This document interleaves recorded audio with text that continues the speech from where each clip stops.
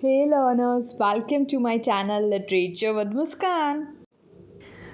पहले इस वीडियो को देखने से पहले आप 3 लॉन्ग वीडियोस मैंने अपलोड कर रखी हैं, आप उनको जाके देख सकते हो। और उसके बाद ये रिवीजन सीरीज़ है, ठीक है। तो इस रिवीजन सीरीज़ में भी वैसे सब कुछ कवर हो जाएगा, लेकिन आपको डिटेल करना है तो आप उन वीडियोस को देख सकते हो।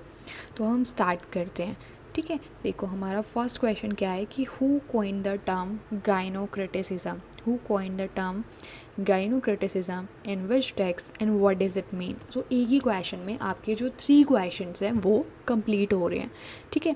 तो जो हमारी टर्म है gynocriticism, it is coined by Elaine Showalter. किसने कॉइन की है? एलन शॉल्टर ने कॉइन की है। एंड किस टेक्स्ट में की है? Towards a feminist poetics. ये वाला टेक्स्ट बहुत इंपॉर्टेंट है, इसके आगे और भी कॉन्सेप्ट्स आएंगे, तो आप ये याद रखना, ठीक है। अब हम बात करते हैं गाइनोक्रिटिसिज्म जो टर्म है इसका मतलब क्या होता है, ये भी तो पता होना चाहिए। So it means women as writers. जो सारी विमेंस हैं उन्होंने लिखना स्टार्ट कर दिया था। और इसकी खास बात क्या थी कि उन्होंने विमेन की प्रॉब्लम्स के ऊपर ही लिखा था कि जो विमेन है वो क्या इश्यूज फेस कर रही हैं, उन सब के बारे में लिखा। इसलिए लिखा हुआ है it is the study of women writing from a female centred perspective. It explore the voices that has been ignored. उन्होंने पेट्रियार्कल सोसाइटी के अगेंस्ट लिखा। उन्होंने लिखा कि हमें भी अपने सारे राइट्स मिलने चाहिए, हमें अपनी वॉइस रेज़ करनी चाहिए, हम क्या क्या हमारे साथ इश्यूज़ हो रहे हैं, हमें बोलना चाहिए सब चीज़ों के बारे में, ठीक है। Next we have who coined the term ecriture feminine. याद रखना ये बहुत बार मैच द फॉलोइंग में भी आ जाता है, ठीक है। तो ecriture feminine is the term coined by Helene Cixous. Helene Cixous is another important writer. And कौन से टेक्स्ट में, ये भी पता होना चाहिए कौन से टेक्स्ट में एक्रीचो फेमिनाइन कौन से टेक्स्ट में है? लाफ ऑफ मेड्यूसा में, ठीक है। एक्रीचो फेमिनाइन तो टर्म है and laugh of medusa text है, उसमें ये अपीयर हुई है। अब हम बात करते हैं कि अब एक्रीचो फेमिनाइन का मतलब क्या है। तो वही थोड़ा सेम है गाइनोक्रिटिसिज्म की तरह ही। इसमें क्या है, इसमें भी it this concept encourages women to challenge patriarchal norms through writing। कि जो अपनी आप राइटिंग्स लिख रहे हो उसके थ्रू आप पेट्राइकल सोसाइटी के अगेंस्ट बोल सकते हो, उनके रूल्स को आप चैलेंज कर सकते हो। जैसे पहले जो सारे जो रूल्स हैं वो मेल सेंटर्ड ही होते थे, फीमेल्स के पास कोई राइट नहीं होता था। लाइक अगर उन्हें बोल दिया अर्ली मैरिज के लिए तो उन्हें करनी ही है, उनके पास कोई चॉइस नहीं है, उन्हें स्टडी नहीं करने दिया जाता था। तो ये सब जो सारे इश्यूज थे इनके अगेंस्ट उन्होंने अपने राइटिंग्स के थ्रू रेज़ किया, सारे वेमेन तक अपने आइडियाज़ को पहुँचाया, फिर सब ने मिलकर अपनी वॉइस रेज़ की, ठीक है। उसके बाद हम बात करते हैं नेक्स्ट। अब हमारे पास देखो, मैंने कहा था ना कि एलन शॉल्टर को याद रखना। तो एलन शॉल्टर का हमारे पास फिर से आ गया मेजर वर्क। मेजर वर्क आपको पता ही होने चाहिए। कोई भी वर्क आपसे पूछा जा सकता है, मैच द फॉलोइंग में भी, या उसकी ईयर भी पूछे जा सकते हैं। तो first work is the double critical standard is the first work. Then a literature of their own is other important work. और देखो मैंने कहा था ना टुवर्ड्स द फेमिनिस्ट पोएटिक्स, ये बहुत इंपॉर्टेंट है। अभी हमने क्या किया था, जो गाइनोक्रिटिसिज्म टर्म है वो इसी वाले टेक्स्ट में अपीयर हुई थी। फिर है sexual anarchy, inventing herself, these are the important works.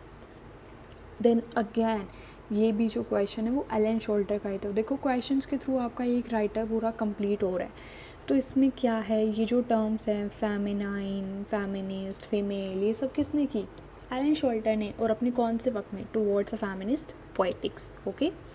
तो अब देखो फेमिनाइन का मतलब क्या है कि in this phase women writers try to imitate men's writing. उन्होंने जैसे मैन लिखते थे उनकी राइटिंग्स को कॉपी करना स्टार्ट किया, उनके जैसा लिखना स्टार्ट किया, ठीक है। और इसमें एक और पॉइंट भी है, देखो दे ऑफन रोट अंडर शूडोनेम। शूडोनेम का मतलब आपको पता है? शूडोनेम का मतलब होता है कि जब आप अपने नाम से नहीं कोई पब्लिश करते राइटिंग, आप किसी और के नाम से कर देते हो, कोई भी नाम रख देते हो। तो वो क्या करते थे, male pseudonym, mark my point, male pseudonym use करते थे। क्योंकि जो पहले के टाइम में क्या था कि अगर वो टेक्स्ट मेल ने लिखा है तो ही वो रीड किया जाएगा, अगर फीमेल ने लिखा है तो पहले तो उसको रीड ही नहीं करेंगे, रीड करेंगे तो वो वही मेंटलिटी के साथ करेंगे कि फीमेल ने तो लिखा है। तो इसलिए उन्होंने पहले शूडोनेम को यूज़ किया, ठीक है। उसके बाद फिर आया फेमिनिस्ट फेज़। फेमिनिस्ट फेज़ में उन्होंने प्रोटेस्ट करना स्टार्ट कर दिया मेल के अगेंस्ट, ठीक है। और फिर आया फीमेल में this phase is about self discovery, they didn't care about the mails, उन्होंने फ्रीली राइट करना शुरू कर दिया अपने ही नेम से, ठीक है। इतना डिटेल वैसे नहीं आता, बट हाँ इतना ज़रूर पता होना चाहिए आपको कि जो ये टर्म्स है फेमिनाइन, फेमिनिस्ट, फीमेल किसने कॉइन किए, एलन शॉल्टर ने, कौन से टेक्स्ट में किए, towards a feminist poetics, okay. ठीक है, ये देखो यहाँ पर लिख भी दिया था मैंने कि these stages are introduced by Elaine शॉल्टर।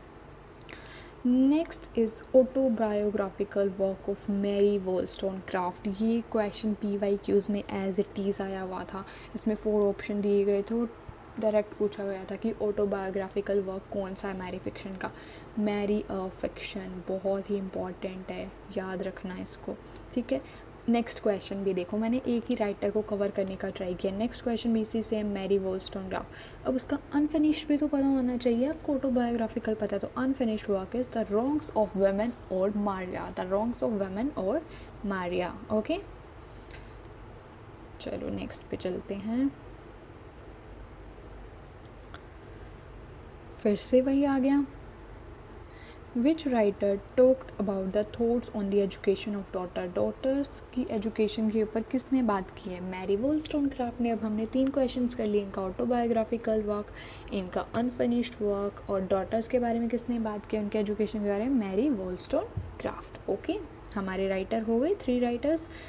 फिर हम चलते हैं 4th राइटर पर, डेट इज़ सिमोन दे बुआ। सिमोन दे बुआ के बारे में तो आपको यही इसका इम्पोर्टेंट टेक्स्ट पहले पता होना चाहिए। The second sex is the most important text, ठीक है। इसका ईयर भी बिल्कुल मत भूलना, 1949, and it is divided into 2 volumes. पहले थे fact and myths, next is lived experiences. और एक और ये इम्पॉर्टेंट है, जो ये वर्क है पहले 1949 में लिखा गया, आई थिंक फ्रेंच, आप चेक कर लेना, बट बाद में इसको ट्रांसलेट किया गया था इंग्लिश में, कब, 1953 में, ठीक है।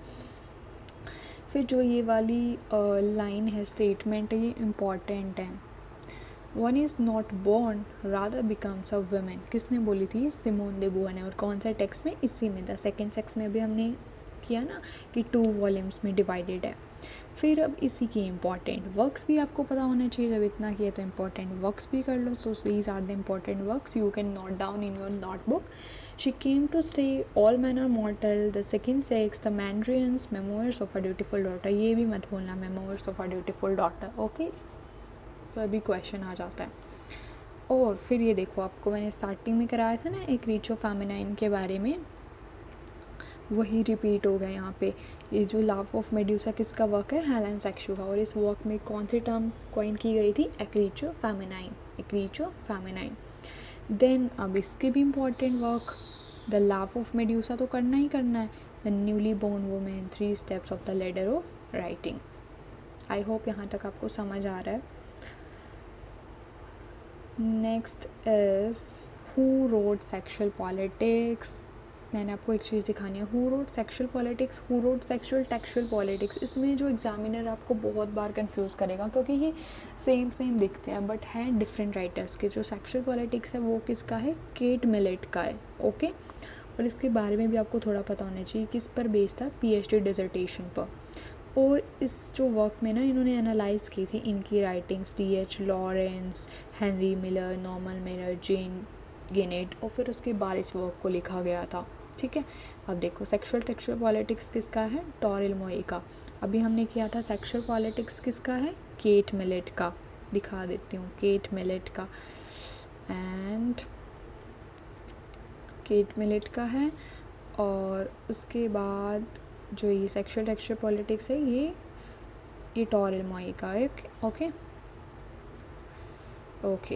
Then we have the important works of Luce Irigaray. Luce Irigaray की ये हैं, इतना इम्पॉर्टेंट नहीं है, बस इन जो ये वर्क्स हैं ये आप याद रख लेना, ओके।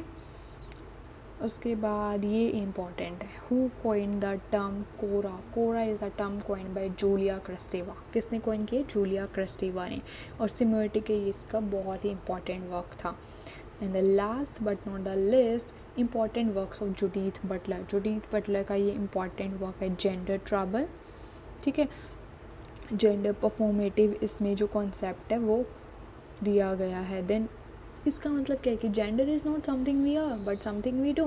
जो जेंडर है लाइक बॉय है गर्ल है वो कैसे बेस किया जाता है, जो हम एक्टिविटीज़ करते हैं उनके थ्रू। लाइक बताया गया है कि कार्स के साथ सिर्फ मेल्स को ही खेलना है, अगर कोई मेल कार्स के साथ खेल रहा है तो डैट इज़ मेल, बट कोई डॉल्स के साथ खेल रहा है तो डैट इज़ गर्ल।